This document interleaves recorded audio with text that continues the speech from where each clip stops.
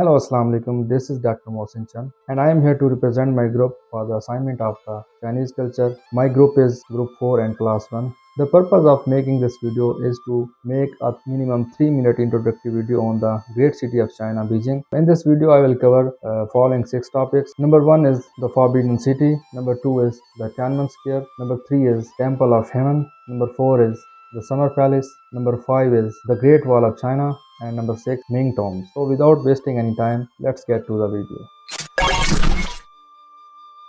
Number 1 is the Forbidden City. The Forbidden City is a palace complex in Dongcheng district, Beijing, China, at the center of the imperial city of Beijing. It is surrounded by numerous opulent imperial gardens and temples, including the Songchang Park, the sacrificial imperial ancestral temple, the High Park, and Jingshan Park. It includes the palace museum containing parts of the former imperial art collection. The Forbidden City was constructed from 1406 to 1420. The Forbidden City served as the home of Chinese emperors and their households and was the ceremonial and political center of the Chinese government for over 500 years. Since 1925, the Forbidden City has been under the charge of the Palace Museum, whose extensive collection of artworks and artifacts were built upon the imperial collections of the Ming and Qing dynasties. The Forbidden City was declared a World Heritage Site in 1987.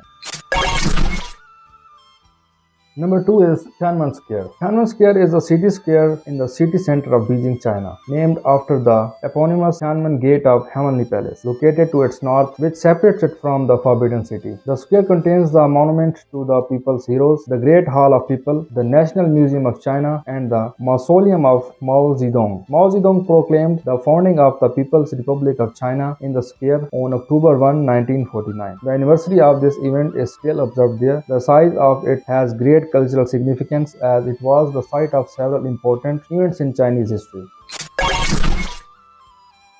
So, number 3 is Temple of Heaven. Temple of Heaven is an imperial complex of religious buildings situated in the southeastern part of the central Beijing. The complex was visited by the emperors of Ming and Qing dynasties for annual ceremonies of prayers to heaven for a good harvest. The Temple of Heaven was inscribed as a World Heritage Site in 1998 and was described as a masterpiece of architecture and landscape design which simply and graphically illustrates a cosmogony of great importance for the evolution of one of the world's great civilizations.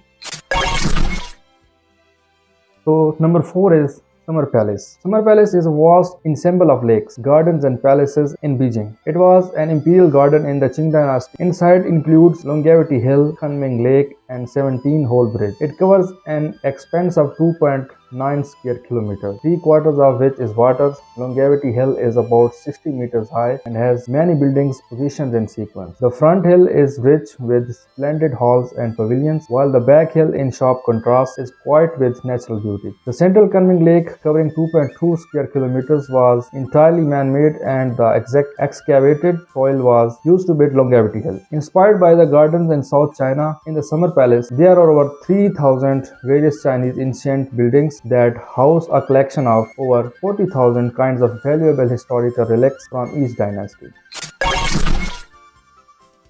So number 5 is Great Wall of China. The Great Wall of China is a series of fortifications that were built across the historical northern borders of ancient Chinese states and Imperial China as protection against various nomadic groups from the Eurasian steppe. Several walls were built from as early as the 7th century BC, with selective stretches later joined by the Qing Shi Huang. The first emperor of China, little of the Qing wall remains. Later on, many successive dynasties built and maintained multiple stretches of border walls. The best known sections of the wall were built by the Ming dynasty. Apart from defense, other purposes of Great Wall have included border controls, allowing the imposition of duties on goods transported along the Silk Road, regulations or encouragements of trade, and the control of immigrations and emigrations. Furthermore, the defensive characteristics of the Great Wall were enhanced by the construction of watchtowers, troop barracks, garrison stations, signaling capabilities through the means of smoke or fire, and the fact that the path of the Great Wall also served as a transportation corridor.